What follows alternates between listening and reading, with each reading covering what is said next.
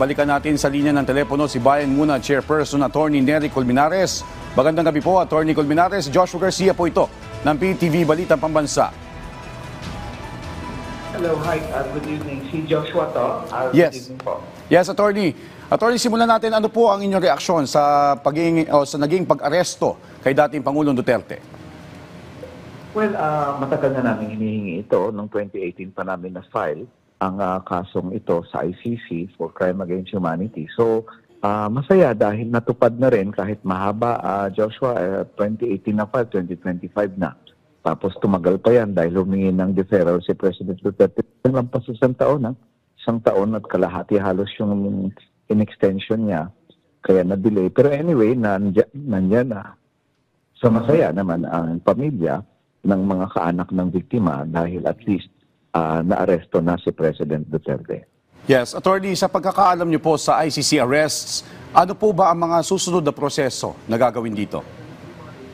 Well, ang proseso naman kahit sa Pilipinas o sa ICC, ang akusado o yung suspect ay dadalhin doon sa korte na nag-issue ng warrant. So, ganun din sa Pilipinas, ganun din sa ICC. So, malamang dadalhin siya sa The Hague, no? Pagdating niya doon, mayroon siyang karapatan na magsampa ng oposisyon doon sa warrant niya.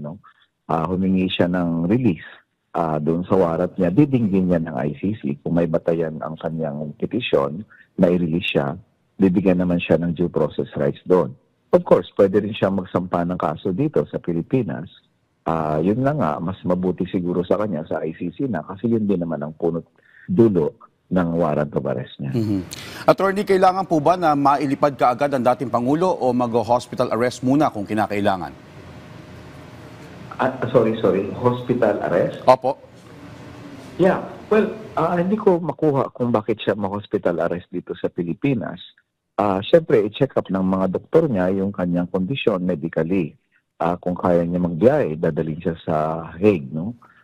Pero galing niya na ng abroad eh. So hindi ko maintindihan kung bakit ngayon hindi na siya pwedeng magbiyahe, di ba? So I don't see any reason bakit i-hospital arrest siya. At alam niya napakasama ng pagtingin ng Pilipino dyan sa hospital arrest kasi yung mga ordinaryong tao, yung mahihirap, kung may kaso sa korte, kulong talaga yon.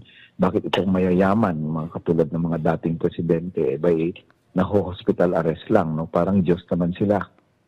So I don't see any reason bakit siya ma-hospital arrest. Lalo na may mga doktor naman siya at may doktor din doon sa Villamor at ang ICC siyempre i-ensure na medically fit naman siya para harapin ang kanyang kaso. Yes, Attorney, kung sa tingin niyo po na hindi mabilis na maililipad ang dating Pangulo sa the Netherlands, ano po yung posible maging hadlang dito? Well, sa kanya, pwede siyang magsampa ng petisyon dito sa korte. Hindi naman siya dinideprive. Ako, bilang isang human rights lawyer, may karapatan naman siya na i-exhaust yung legal remedies niya.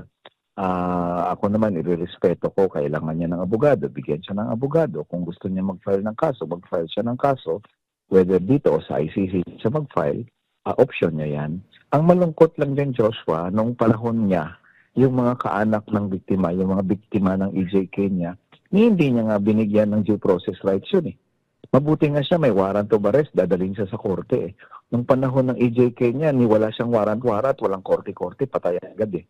Kaya medyo masakit man sa loob ng mga kaanak ng biktima, sabihin na rin lang natin na sige na, hindi naman namin ipagkait sa iyo karapatan mo, katulad ng pagkait mo sa karapatan ng mga anak nila na pinaslang na parang aso, parang manok nung panahon niya. Alright, maraming salamat po sa impormasyon at sa inyong oras, Attorney Nery Colmenares.